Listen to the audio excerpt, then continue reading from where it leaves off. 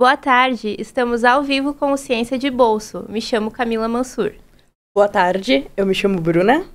O Ciência de Bolso é um projeto de divulgação científica do Programa de Promoção de Pós-Graduação em Promoção da Saúde.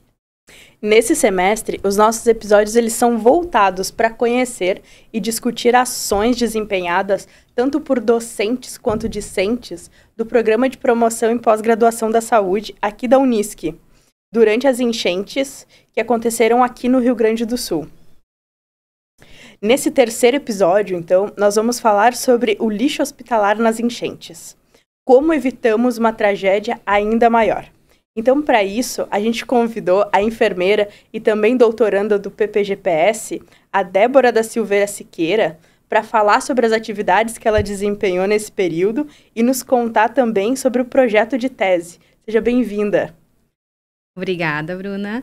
Então, meu nome é Débora, né? Eu sou enfermeira e me formei aqui na Universidade de Santa Cruz do Sul em 2015.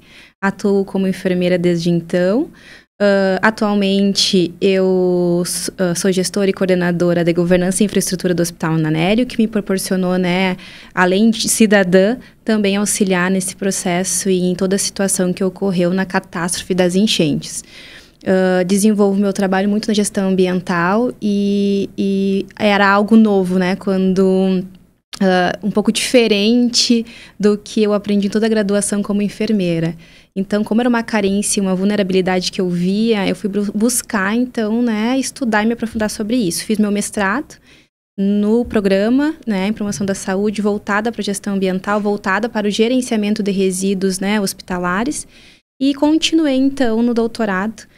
Estou iniciando o segundo ano do doutorado também nessa linha de pesquisa, o que foi muito importante, que auxiliou em toda a minha trajetória, continua auxiliando e auxiliando também, né, os hospitais e a população em relação aos resíduos que têm um impacto significativo, né, na saúde do meio ambiente e, por consequência, na saúde da população, e que a gente viu muito, né, nesse período de enchente.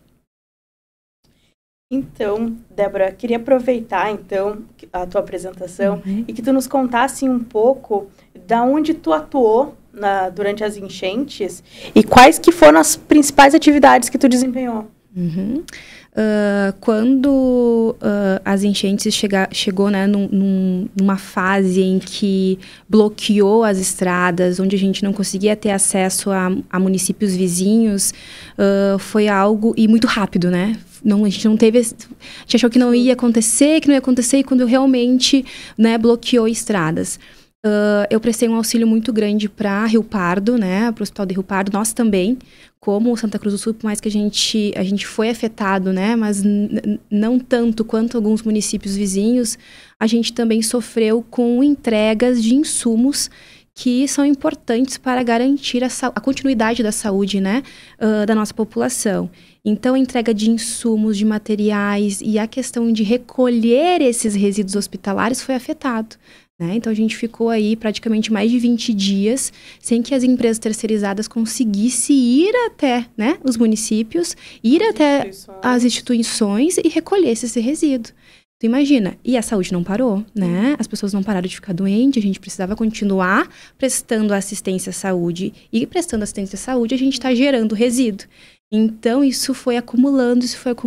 Com o acúmulo de resíduo, a gente tem que ter um cuidado muito grande, porque são resíduos que têm um potencial, né, tem um potencial de prejuízo e de danos ao meio ambiente. Então, não é qualquer lugar que a gente pode armazenar, não é qualquer lugar que a gente pode deixar, porque também pode ser atrativo de pragas e vetores. Então, no ambiente onde a gente tem que manter todo o controle, né, de infecção, a gente tem que ter esse cuidado para não prejudicar ainda mais. A gente já estava numa situação caótica, onde não tinha energia elétrica, onde não tinha insumo, onde a gente não estava conseguindo com que essas empresas fossem fazer recolhimento desse resíduo, né? Então, a gente tinha que eu trabalhei todo nesse plano, nessa operação de desenvolver, de colocar em prática nossos planos de contingência para auxiliar não só, né, o Hospital Nanério, por exemplo, mas também o Hospital de Rio Pardo. Até porque nós tínhamos a questão das enchentes, a água ali sobre a pista, e nós também tivemos pistas em que elas foram destruídas.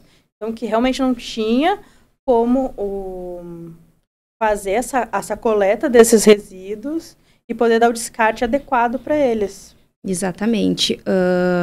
E isso gerou uma preocupação muito grande, né? Porque um hospital gera uma quantidade significativa de resíduo biológico e químico diariamente, né?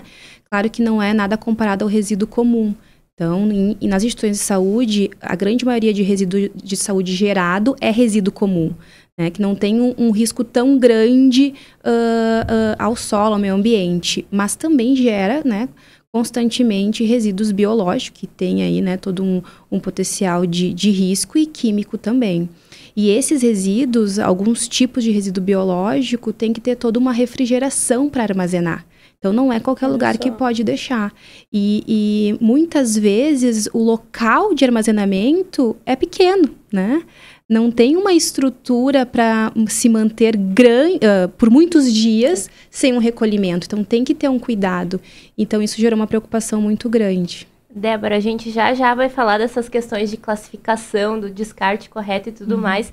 Mas ainda no gancho da tua participação durante essa época de enchente e fazendo também, né, esse link com o nosso programa de pós-graduação, que é interdisciplinar e multiprofissional, como foi atuar ao lado de outros profissionais, além daqueles profissionais de enfermagem?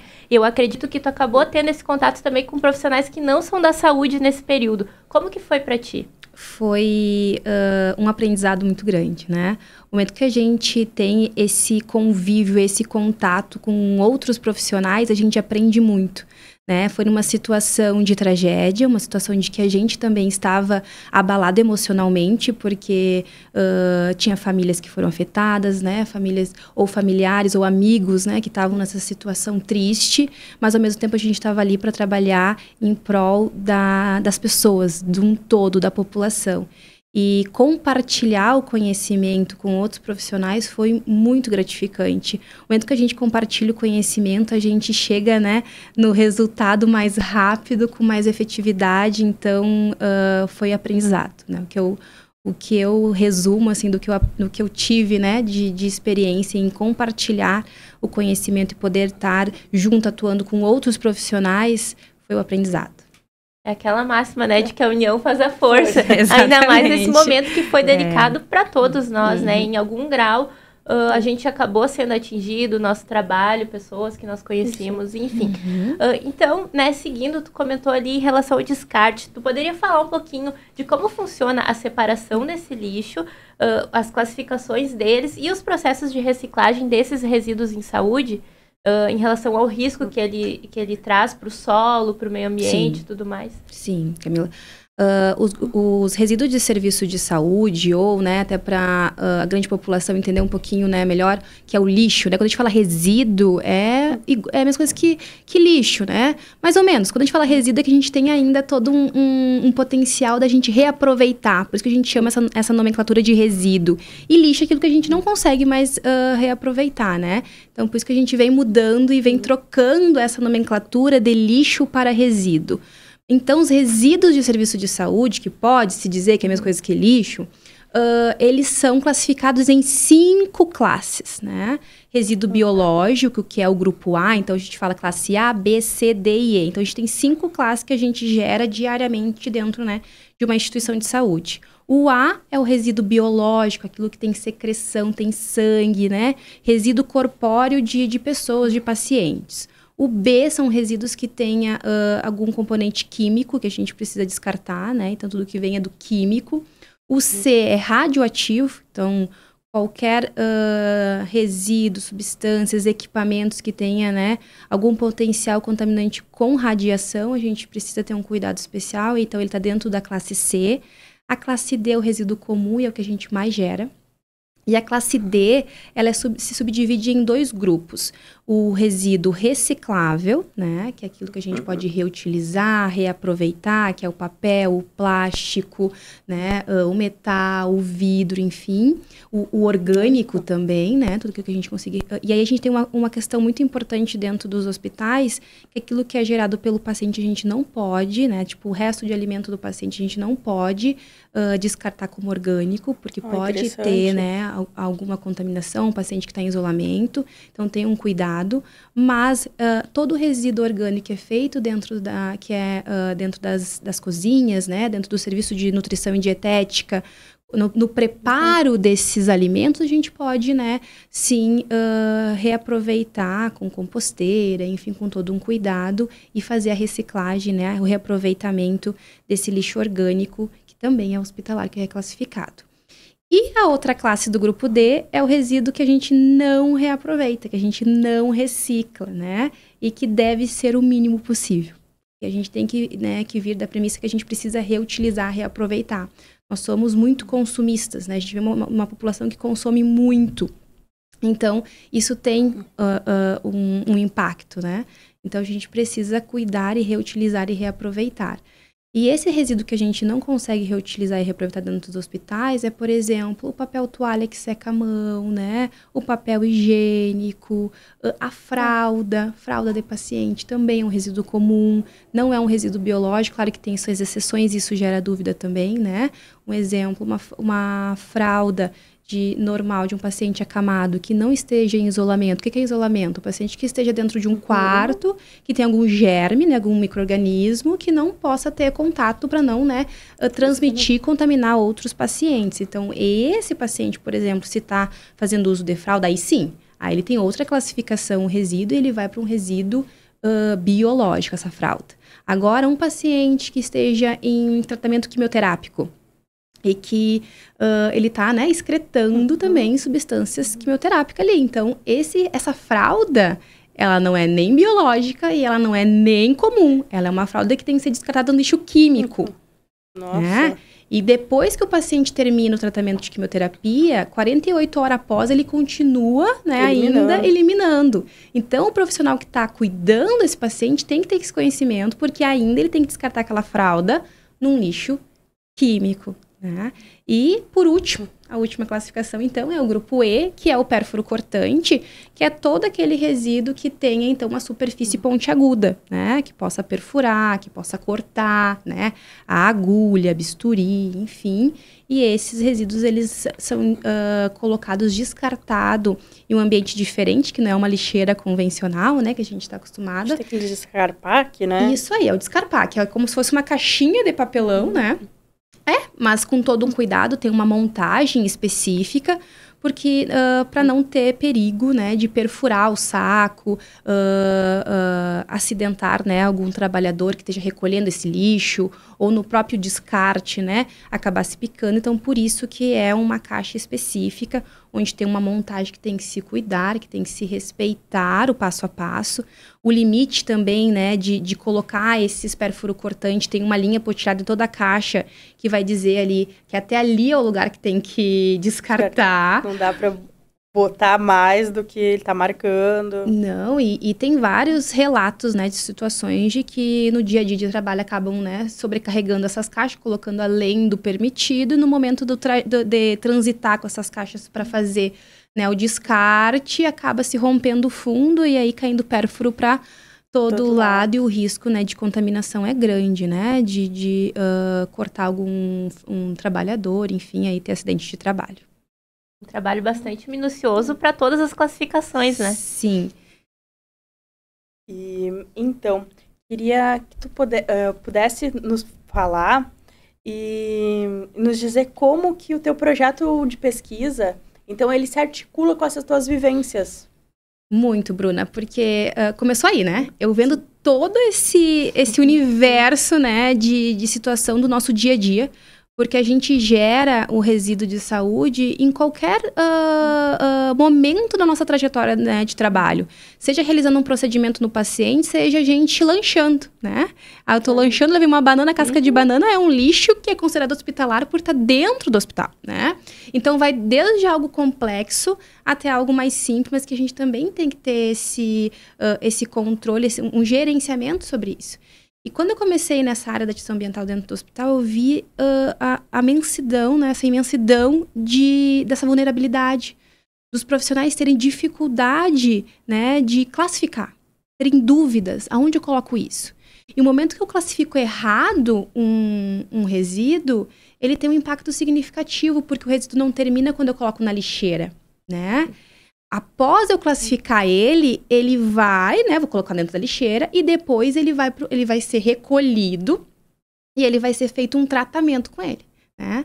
Então, independente da classificação, por exemplo, o grupo A, que é o biológico, ele tem 2 tipos de tratamento. Ou ele vai ser autoclavado, ou ele vai ser incinerado. E depois disso, ele vai para um aterro industrial. O grupo B, por exemplo, que é o químico, ele não pode ser levado em alta temperatura, então ele não vai ser autoclavado. Se eu classifico ali errado e coloco errado, eu já tenho um risco. Eu já gero um risco para o meio ambiente, né? Então, da forma como ele vai ser tratado, porque depois ele vai ser encaminhado para um aterro industrial, né? Vai levar anos também para se decompor, mas ele tem um potencial de contaminar o solo. Por isso que é um aterro industrial, porque tem todo um cuidado com esse solo, análise, para evitar danos ao meio ambiente. Agora, se eu classifico errado e coloco num comum, que vai para um aterro sanitário, que é aquilo que vai os resíduos da nossa casa, né? Do nosso domicílio, é pior ainda. Por mais que os aterros sanitários também tenham um cuidado, também tem uma análise, né, do solo, não é da mesma forma como um aterro, né, industrial. Então, por isso que a gente tem que ter todo esse cuidado, e isso né, a minha tese, assim, aí eu vi assim, meu Deus, né, eu tenho que estudar mais sobre isso, eu tenho que auxiliar a comunidade, porque isso vai além, né. O momento que a gente tem essa dificuldade dentro do ambiente de saúde com profissionais que têm um conhecimento, né, sobre isso, vocês imaginam a população. Exato. Porque a gente tem isso, né, também em casa. Porque essa contaminação é água, solo, é pra gente, é pros animais, é pra toda a biodiversidade aqui incluída. Exatamente. Então, é muito complexo.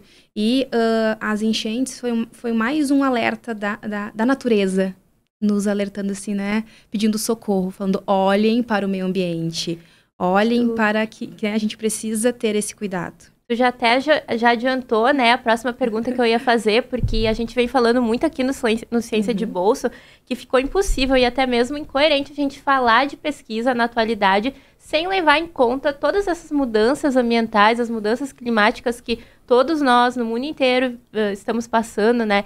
Então, é ver além do que é a minha função, a minha tarefa, o meu trabalho, o impacto que eu estou gerando no meio ambiente que atinge a todos nós, né? Exatamente, Camila. Então, não é só, né, dentro, por exemplo, eu sou uma profissional de saúde, né, não é só dentro do meu trabalho, mas na minha casa também.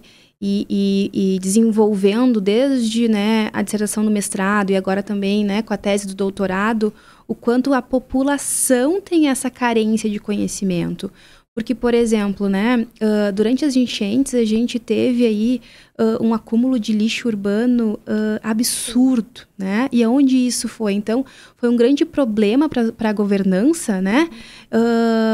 Fazer uma logística de descarte desses resíduos. Para onde isso vai? Quais os aterros que vão suprir essa demanda, né? Depois que a água baixou, a quantidade de entulho era gigante. Então, se foi feito todo um trabalho, né, de tentar separar, de uma forma grosseiramente, mas foi um trabalho muito bacana, de pelo menos de separar o resíduo que era de construção civil, né, os entulhos de construção civil, com aquilo que a gente não conseguia, né, reutilizar e reaproveitar, de construção civil, sim. Então, ainda se fez todo um processo de tentar reaproveitar e reciclar o que ficou aí, né, que sobrou da catástrofe, né. Outra coisa muito importante também, que eu acho que é legal falar aqui, que é a dúvida que as pessoas têm com essa geração em casa, né? De resíduos que a gente tem, que é um resíduo também considerado de saúde. Por exemplo, um remédio, né? Então, as pessoas têm no seu domicílio, eu tenho uma cartela de remédio, eu tenho um antibiótico que eu estou consumindo, sobrou 2 antibióticos, ficou lá, venceu, e agora onde eu descarto? Eu não tenho um lixinho químico que nem eu tenho no hospital para fazer o descarte, né? Então, isso também gera muitas dúvidas. Aonde que eu levo, né? Uma pilha, enfim, resíduos eletrônicos. Então, gera uma dúvida imensa em toda a população. E isso me despertou, isso me instigou a estudar, né? E, de certa forma, contribuir para a melhoria desse conhecimento, tanto da população quanto dos profissionais de saúde, né? Em relação aos resíduos. E essa é uma tecla que a gente vem frisando bastante quando estamos construindo os nossos projetos, né? Sim. Tem um tópico dentro dos nossos projetos, tanto de mestrado quanto de doutorado, que é o quanto o meu trabalho vai estar presente no cotidiano das pessoas, né? O quanto vai contribuir para a nossa comunidade. Aí tu ilustrou para nós muito bem o quanto o teu trabalho vai ter um impacto na nossa sociedade, né? Levando um pouquinho, né? Conseguindo contribuir um pouquinho, né? Já vai ser muito gratificante. E além, né, dessa preocupação imensa, também tem todo um viés, né, que está atrelado com os objetivos do desenvolvimento sustentável, né? No momento que a gente fala, né, desse cuidado com o solo, com a água, que o resíduo tem um impacto significativo, né? Eu também estou auxiliando nisso, a gente está, né, trabalhando nisso, trabalhando nesses objetivos, né, em relação à água potável, em relação, né, a contribuir, né, com um meio ambiente mais sustentável e mais saudável. Agora, atualmente, não tem como a gente fazer pesquisa e não pensar no que aconteceu aqui, da mesma forma que a gente não tem como fazer uma pesquisa e não relacionar ela com os ODS, então, que são os Objetivos de Desenvolvimento Sustentável. Não tem como, Bruna, não tem, né? A gente, no momento que a gente pensa em saúde, né? A gente pensa que a saúde é um todo. E o nosso ambiente, onde a gente vive, está atrelado, né, com a nossa qualidade de vida, com a nossa saúde. Então, se eu não tenho uma água, né, adequada para eu beber, se eu não tenho um ar, né, adequado para me fazer uma respiração, se eu não tenho um solo adequado para fazer o plantio do alimento que eu vou ingerir, eu vou interferir na saúde e vai ser um potencial de doenças também, né? Então, isso está tudo atrelado, então tem um impacto importantíssimo na saúde da população, na saúde mundial, né? Então, por isso que fazer esse link é super importante. E a gente... fazendo um parêntese, relacionando, tu vem nos falado, nos contado aqui o quão minucioso é essa separação. Então, a gente, com essa catástrofe, então a gente viu a água, por exemplo, entrando nas casas, entrando em instituições de saúde e simplesmente levando tudo. Então, que nem agora há pouco tu estava falando da necessidade que a gente tem de estar descartando corretamente, pelo menos quando a gente está em casa, o antibiótico, o eletrônico, e agora a gente teve essa situação em que a água simplesmente veio, misturou tudo, e da importância que a gente tem de estar ouvindo que o meio ambiente ele tem a falar, da gente respeitar e não invadir coisas, não invadir determinados territórios. Exatamente, Bruna. Para isso se tem um gerenciamento de resíduos de serviço de saúde, que a gente chama, né? E não só de saúde, mas também de resíduos urbanos. O que é esse gerenciamento? É a gente se preocupar e tentar prever situações como essa. E aí, dentro desse gerenciamento de resíduo, tem os planos de contingência, né? A gente aprendeu muito com o Covid, que também foi um período onde a gente teve uma geração de resíduo biológico absurdamente, né? As empresas que faziam o tratamento também não conseguiam dar conta de tratar tanto resíduo biológico devido ao Covid. Então, ali a gente já teve um aprendizado, né? Quando vê as enchentes, a gente, meu Deus, a gente não sabe também. A gente tem que aprender ainda mais. Mas a gente tinha contingências, planos de contingência, onde a gente colocou em prática, né? A gente teve que parar, estudar e rearticular de novo tudo, mas foi algo que nos serviu de exemplo, né? Por isso que a gente tem que ter isso bem organizado, bem pensado, bem planejado. Se eu tenho uma situação que pode dar tudo errado, né? Se eu vou ter um local que eu não vou conseguir mais colocar, pode ser, né, não só com água, com enchente, mas com outra situação, eu preciso prever isso, que são as contingências. Então, como que eu vou fazer? Quem que vai me suprir? Quem que vai auxiliar? Mas o ruim das enchentes que a gente ficou sem... As estradas foram... né, bloqueadas. Então, o único meio que a gente tinha era aéreo.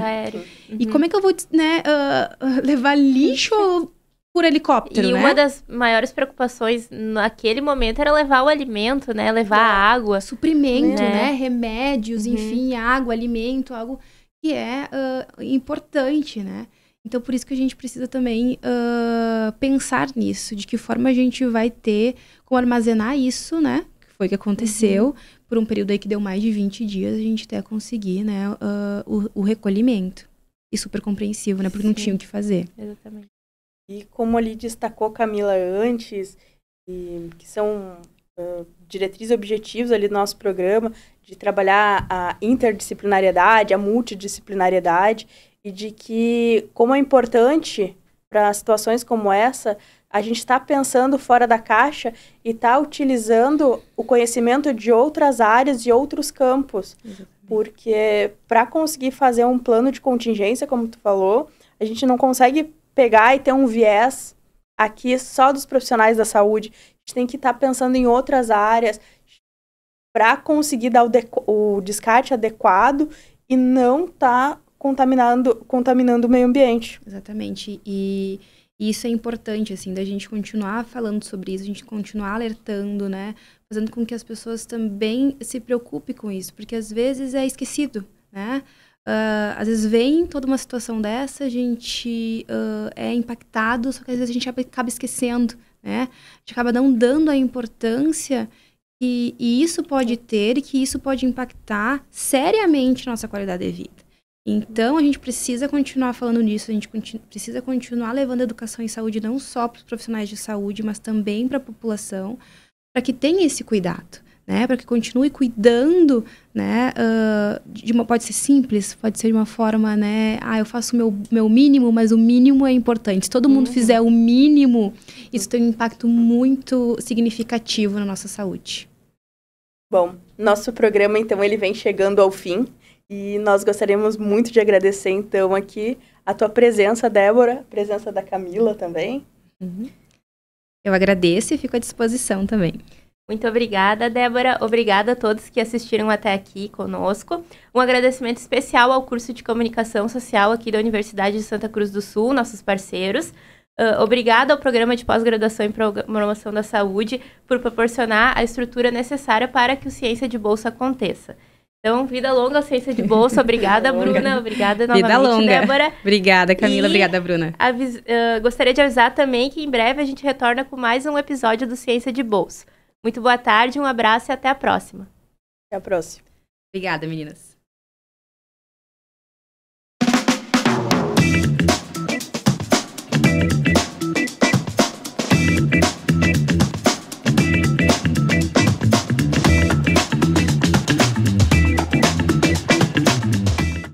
Você que está assistindo Ciência de Bolso, não se esqueça de se inscrever no canal da Unisc TV, ativar o sininho e seguir a gente em nossas redes sociais, no Instagram e no Facebook.